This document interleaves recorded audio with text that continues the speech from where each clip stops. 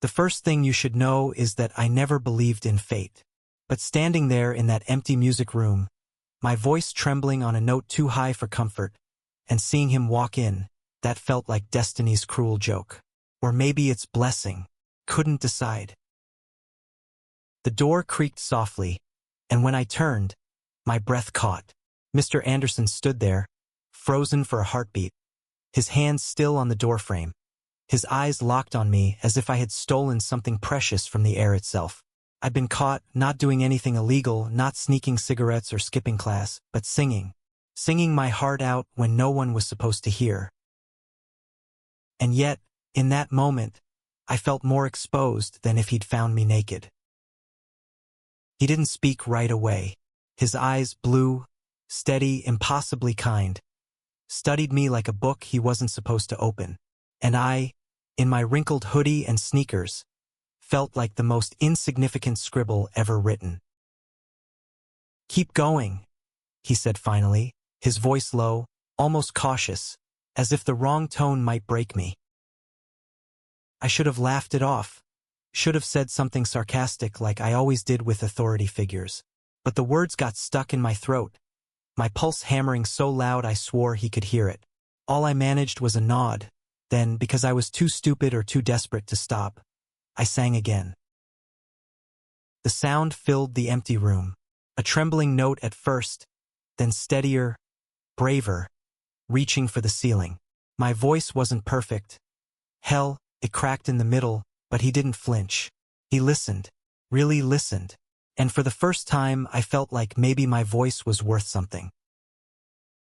When I finished, silence wrapped around us. My hands shook as I lowered the sheet music.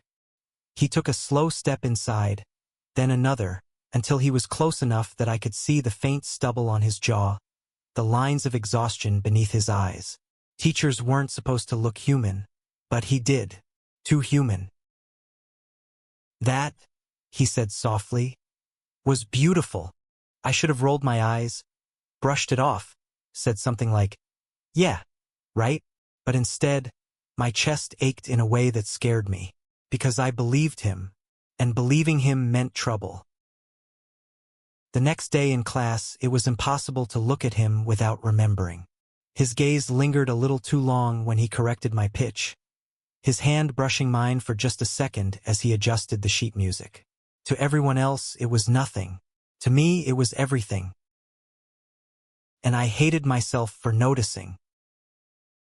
I grew up in a small town in Ohio where boys like me didn't have crushes on their choir teachers, where people talked, where people whispered, where the locker room smelled like sweat and cheap deodorant and homophobia. So, I told myself it wasn't real, just admiration, just a stupid teenage fantasy. But then came rehearsal after school. It was just the two of us. The others had left early, and I stayed behind, pretending I needed to practice the solo. Truth was, I wanted more of that look he gave me in the empty music room, that look that said maybe I wasn't invisible. He sat at the piano, his fingers gliding over the keys with ease. "Again," he said. I sang. My voice faltered. He didn't let me stop. Again. Every time he pushed me harder, closer to the edge of breaking. And then, when my voice finally soared, when it cracked open the ceiling of my fear, he stopped playing. He just looked at me, like I was more than a kid fumbling through notes, like I was someone worth believing in. That look lit a fire in me. Dangerous. Addictive. "You have no idea what you're capable of," he whispered. And God, I wanted to believe him. I wanted to believe in more than just music. But belief was dangerous. Belief meant letting myself fall. It wasn't long before the rumors started. Not because of anything obvious. We were careful, so careful. But high school is a machine built to chew people up and spit them out. Someone saw me staying late. Someone else noticed the way I smiled too much in choir practice, the way his voice softened when he spoke to me. "Mr. Anderson's pet," they whispered. and in a place like mine, whispers could kill. I laughed it off in the hallways, shoved my way through the jokes, but inside, every word cut deeper. My father would never understand. My friends, if you could call them that, would eat me alive. And still, I found myself in that music room after hours, chasing the one place I didn't feel like a mistake. He must have known the risk too. I saw it in the way his jaw tightened when the halls went quiet, the way he avoided standing too close if anyone else was around. But when we were alone, his guard fell. And in those moments, it was just us. The music, the silence, the unspoken truth hanging between us like a note neither of us dared to sing. That night, walking home under a sky heavy with stars, I thought about what it meant, about the way his eyes had lingered on me when I hit the high note, about the way my chest ached every time he said my name. I thought about the weight of the world, pressing down with its rules, its judgments, its cruel small-town laughter. And I thought about his voice. You have no idea what you're capable of. Maybe he was talking about my singing, but deep down I wanted to believe he meant me. Not the voice, not the music. Me. That was how it began, the unraveling of everything I thought I knew about myself, about love, about the lines we're not supposed to cross. And God help me, I didn't want to turn back. The thing about secrets is they don't stay quiet forever. They bleed through the cracks, seeping into every corner of your life until even the air feels heavy with lies. By the third week of late-night rehearsals, I knew people were watching me differently. In the cafeteria, a group of football players snickered as I walked past with my tray. One of them coughed teacher's pet into his fist, followed by laughter. It wasn't new, the mockery. I'd been the butt of jokes for years. Too quiet, too artsy, too different. But now their stares carried something sharper. Suspicion. At home, things weren't better. My dad noticed the change, even if he didn't know the reason. He caught me humming while I did dishes one evening, my voice soft but unguarded. "Never heard you sound like that before," he said, squinting at me as if I were a stranger. I shrugged. "Choir practice." He grunted, unimpressed. "Don't waste your time on all that singing crap. It won't get you anywhere in life." His words landed heavy, like they always did. My father believed in football, in hard work, in keeping your head down and fitting in. He didn't believe in art, and he sure as hell didn't believe in love between two men. So I kept quiet. I learned to smile when I wanted to scream, and every time the world pushed me down, I found myself back in that music room. One rainy Thursday, I stayed late again. The storm rattled the windows, thunder rolling across the sky like a drumbeat. The rest of the school had cleared out, the halls echoing with emptiness. Mr. Anderson was already there, leaning against the piano, his tie loosened, sleeves rolled up. He looked tired, worn down, but when he saw me, something softened in his face. "You keep showing up," he said, almost amused. "Maybe I'm a glutton for punishment," I shot back, though my heart wasn't in the joke. He chuckled, shaking his head. "No, you're here because you want it, because you need it." I swallowed, my throat tight. "And what if I do?" For a moment, neither of us moved. The storm outside roared, filling the silence between us. Then he crossed the room, slow but certain, and stood close enough that I could smell the faint trace of coffee and chalk on his shirt. "You're better than you think you are," he said quietly.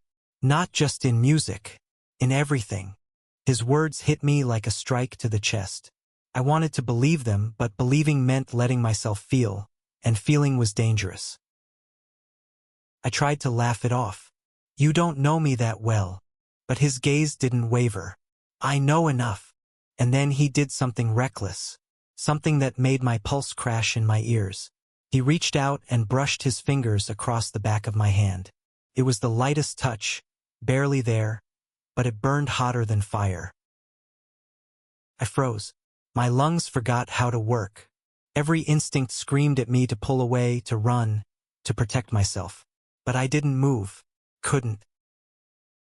Because for the first time in my life, someone wasn't pushing me away. Someone was reaching for me. The weeks blurred after that.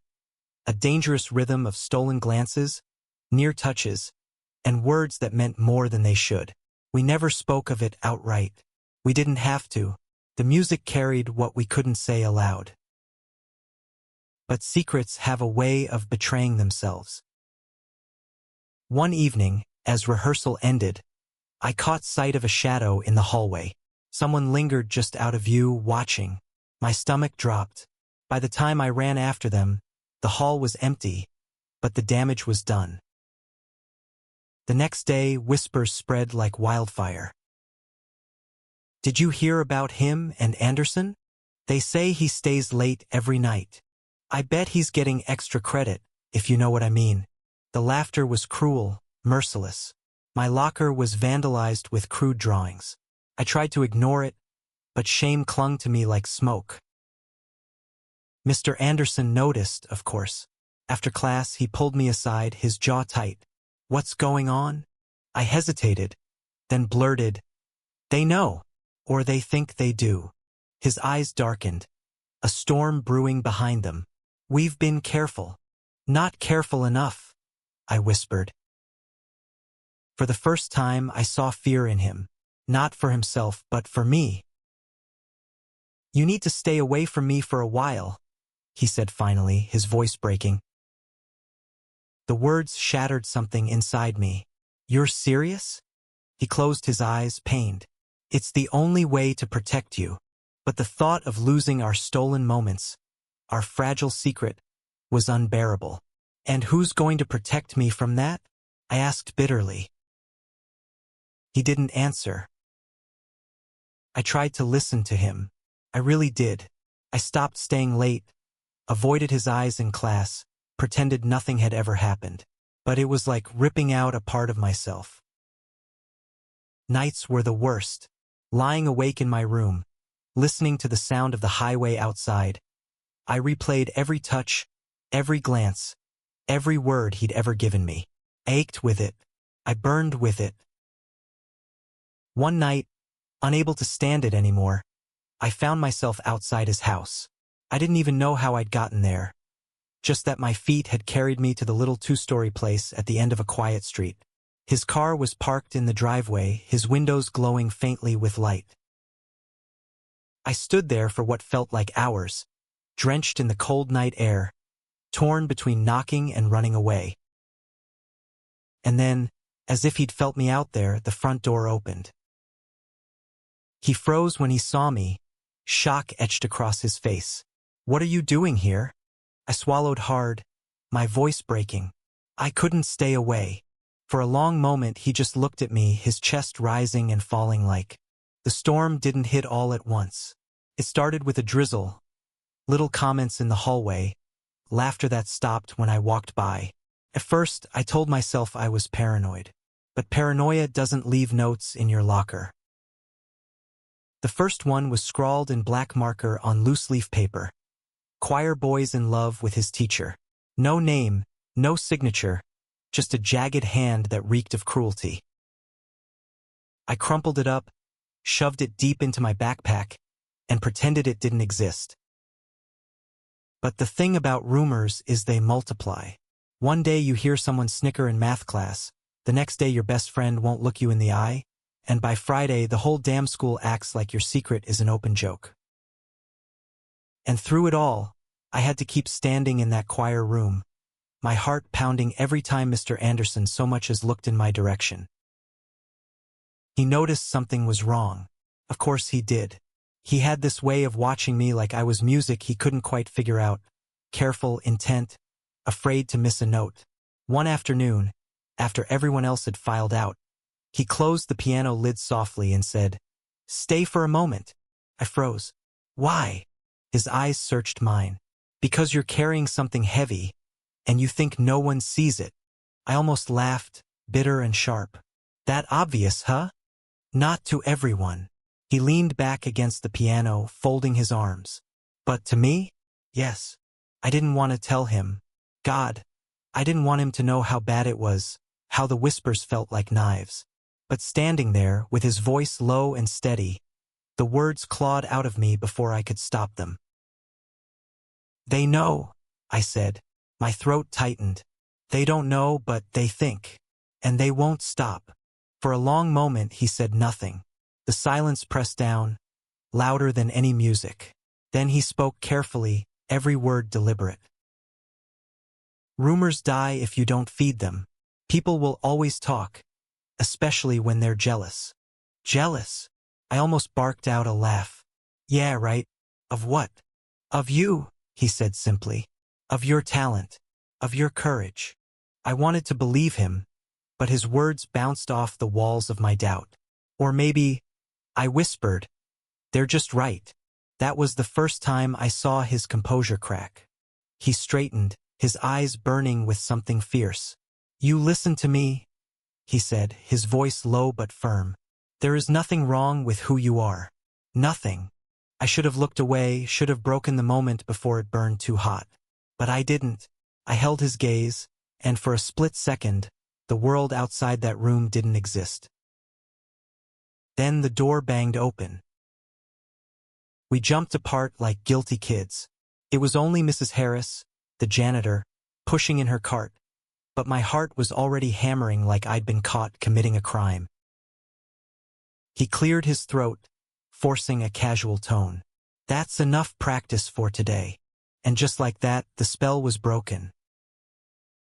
At home, things weren't any easier. My dad was the kind of man who measured worth in touchdowns and hunting trophies, not sheet music. When I mentioned choir, his jaw tightened like I'd spit on the family name. One night, over dinner, he asked, "Why were you spending so much time after school lately?" I shrugged, pushing peas around my plate. Practice. Practice for what? Singing? His laugh was sharp, humorless. That ain't gonna get you anywhere. I bit down hard on the inside of my cheek, tasting blood. Mom gave him a look, the kind that begged him to stop, but he wasn't the type to read between the lines. You need to think about real life, he continued. College, a job, not prancing around with songs. I wanted to scream, it's not just songs. It's the only place I feel alive.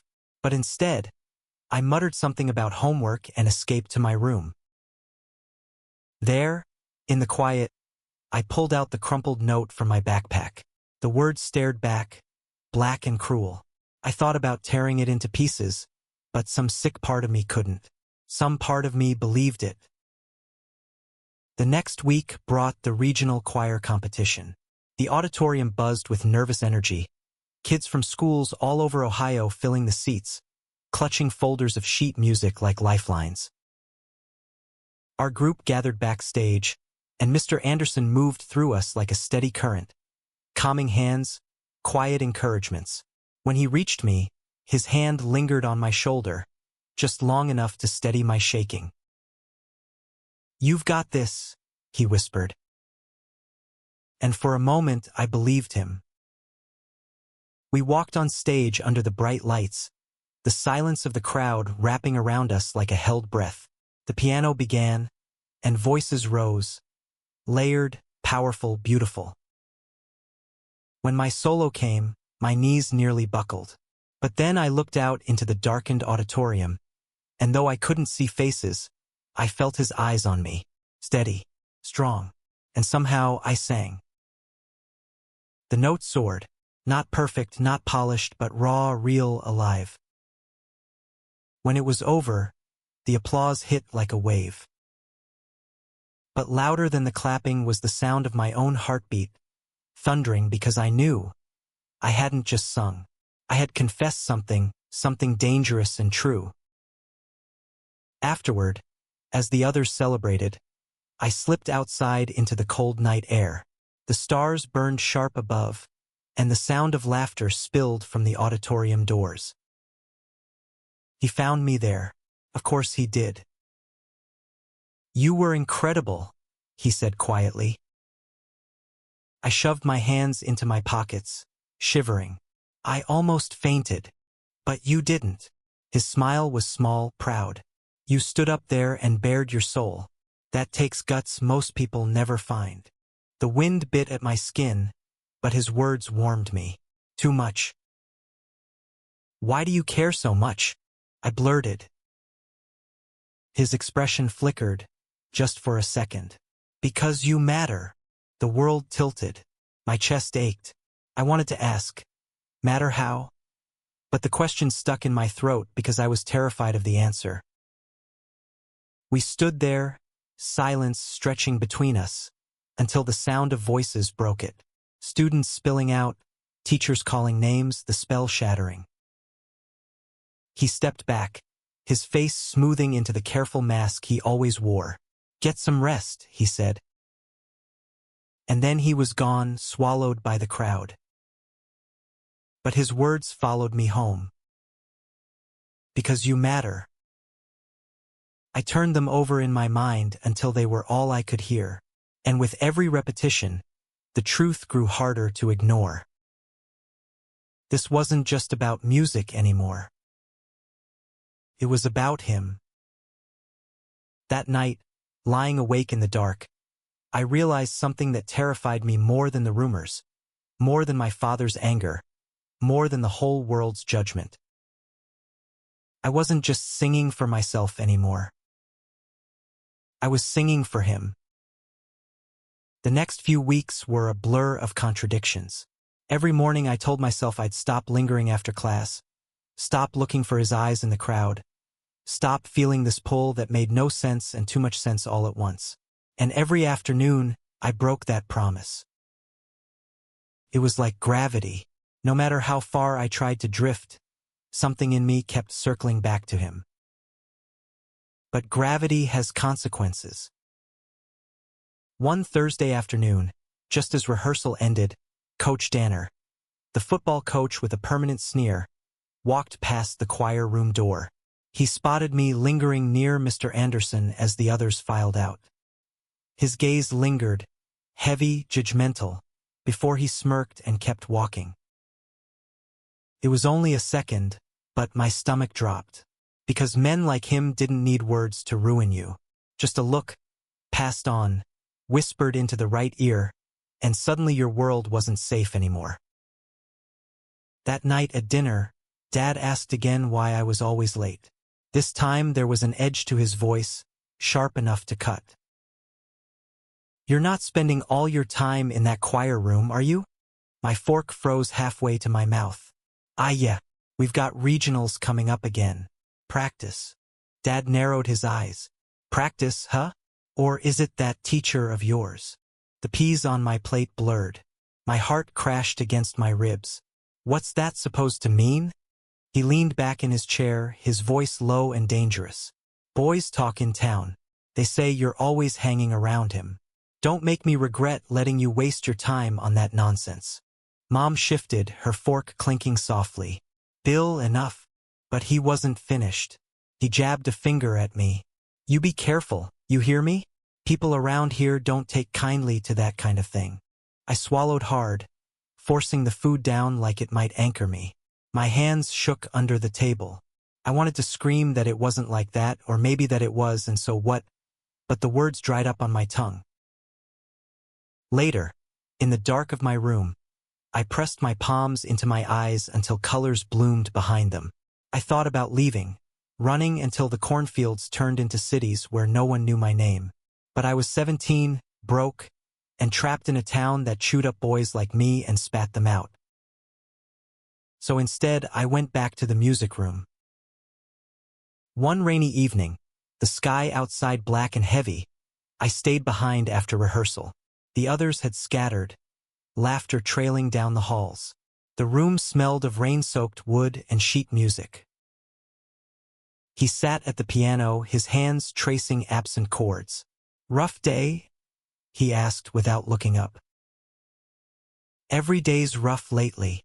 I tried to joke, but my voice cracked. He glanced at me then, eyes soft. They're getting to you. I dropped into a chair, burying my face in my hands. It's not just them. It's my dad. It's everything. I feel like I'm drowning. Silence. Then the quiet scrape of the piano bench as he stood. A moment later, his hand rested lightly on my shoulder. Warm. Steady. You're stronger than you think, he murmured. I looked up, and suddenly he was close.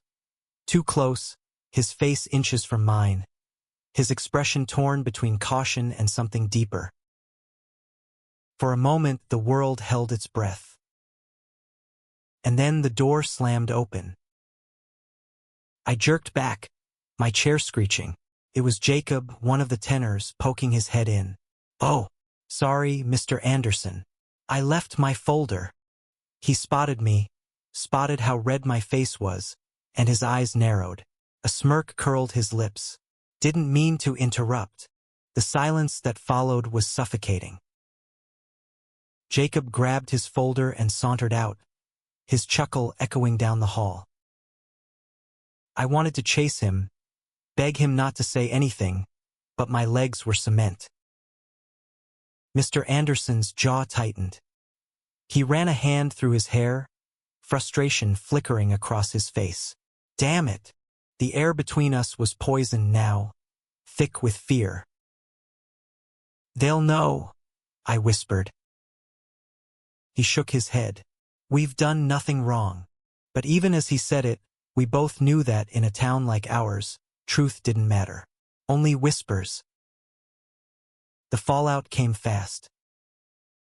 By Monday, half the school was buzzing with it. The looks, the laughter, the way lockers slammed harder when I walked past. Someone scrawled "choir freak" across my locker in red marker. I tried to ignore it, but my throat burned every time I opened the metal door. In class, whispers hissed behind my back. "Teacher's pet. Bet he sings real sweet for him." I clenched my fists, nails biting into my palms, but I didn't swing, because one swing would prove them right. That night, I skipped dinner and walked until my shoes were soaked, the rain cutting into my skin. When I finally collapsed on the bleachers by the football field, the whole town glowed faintly in the distance, quiet and suffocating.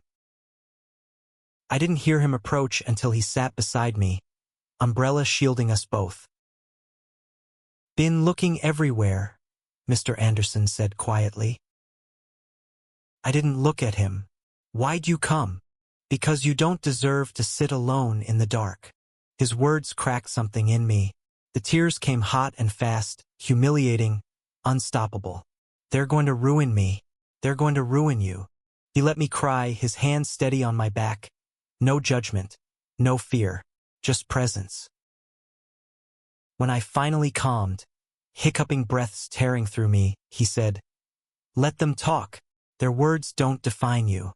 Your voice does. Don't give them the power to silence it." I turned to him, raw and desperate. "But what if they're right? What if I can't survive this?" His eyes burned, fierce and unyielding. "Then we'll survive it together." For a heartbeat, the world shrank to just us. The rain, the umbrella, his words wrapping around me like armor. And for the first time in weeks, I let myself believe it. But belief is fragile. 2 days later, the principal called me into his office. Dad was already there, arms crossed, fury written across his face. The principal's voice was calm, too calm. "There have been concerns raised about the time you're spending with Mr. Anderson." My heart plummeted. I glanced at Dad, whose glare could have cut steel. "They're lies," I said quickly. "Nothing happened. Nothing." The principal steepled his fingers. "I hope that's true. But until this matter is resolved, I'm afraid Mr. Anderson has been placed on temporary leave." The words hit like a punch. Temporary leave. He was gone. And it was my fault. I stumbled out of the office, the hallway spinning. Dad grabbed my arm, dragging me toward the parking lot. "You're done with choir. You hear me? Done. No more late nights. No more singing. You embarrassed me enough. I yanked free, my voice hoarse. This isn't about you. His face darkened. Everything about you is about me. You live in my house, you follow my rules. And my rule is this: whatever's going on ends now. The drive home was silent, except for my ragged breaths.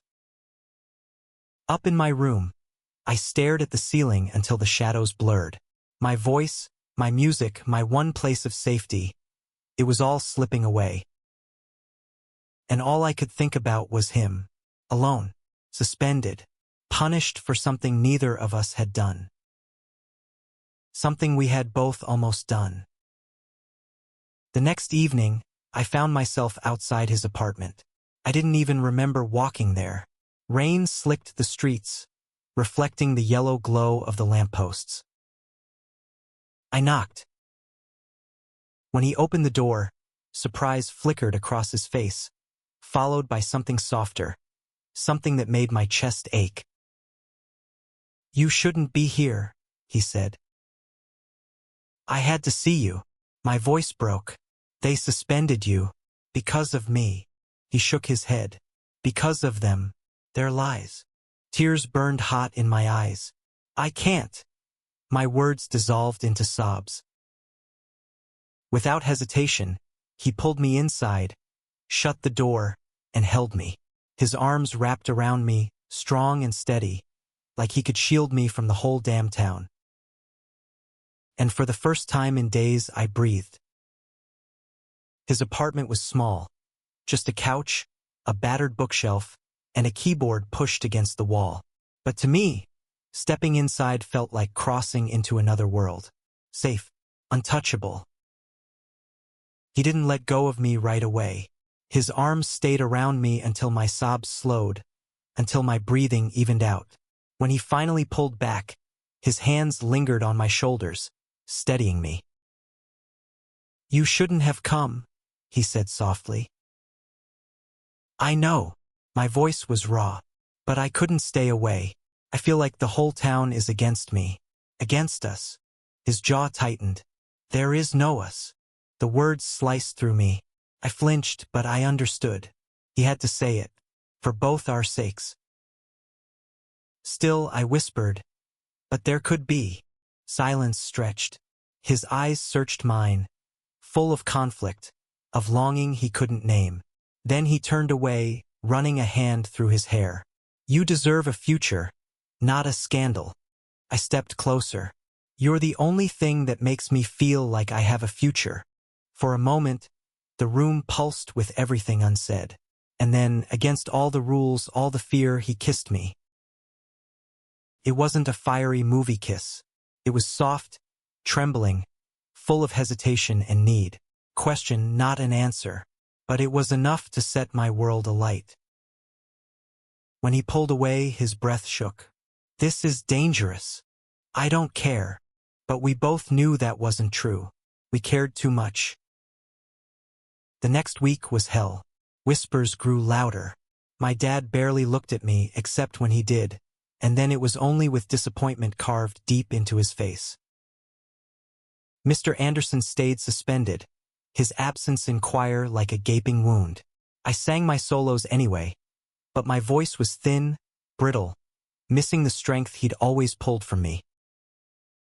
One night, as I walked home past the empty football field, headlights cut through the dark. A truck slowed beside me. Jacob leaned out the passenger window, smirking. "Hey, lover boy," he jeered. "Sing us a song for your boyfriend." Laughter spilled from the cab. Then something hard and cold hit my shoulder.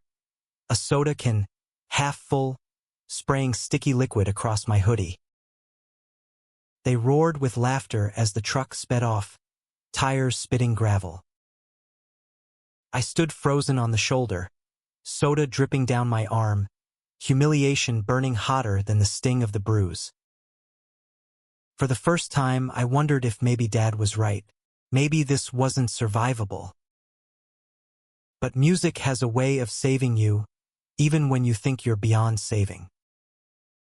A week later, the choir was invited to sing at a community concert.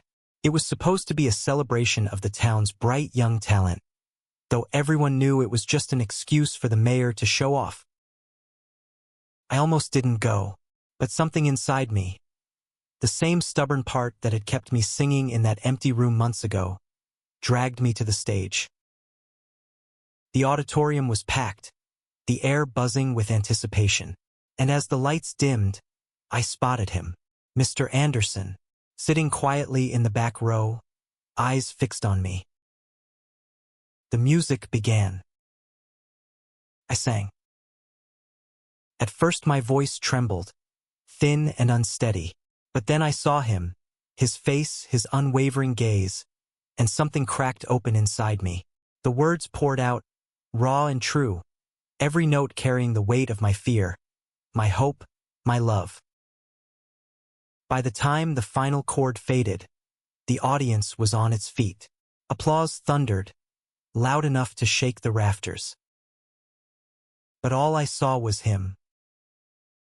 Afterward, I found him outside, leaning against the brick wall under the glow of a street lamp.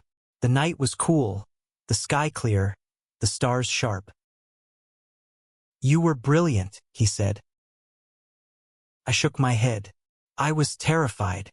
"Bravery isn't the absence of fear," he said softly. "It's singing anyway." We stood in silence, the air thick with everything we couldn't say. Then, finally, I whispered, "What happens now?" His expression softened, weary and hopeful all at once. "You finish school. You go somewhere bigger than this town, somewhere your voice can be heard without judgment. And maybe someday, when it's safe." I swallowed hard. Someday, he nodded. Someday. It wasn't the fairy tale ending I wanted. No dramatic declarations, no perfect happily ever after. But it was something real, something to hold on to. Graduation came months later. My dad didn't clap when I walked across the stage, but Mom did, tears shining in her eyes. And afterward, as the crowd spilled out onto the football field, I caught a glimpse of him at the edge of the bleachers. He didn't approach, didn't wave, just stood there watching with quiet pride. Our eyes met. And in that look, I felt it, the promise of someday. Years later, when I stood on a stage in New York City, lights blinding and applause deafening, I thought about that empty music room, about the boy I had been, terrified and trembling, about the man who had walked in, whose eyes had made my heart race, who had seen something in me no one else did.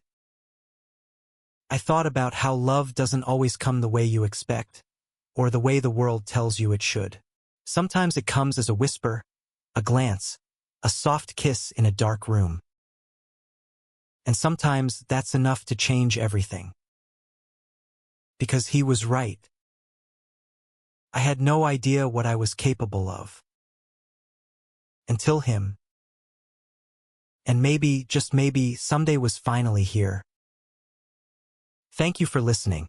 If you find it interesting, please like and subscribe to follow the next stories.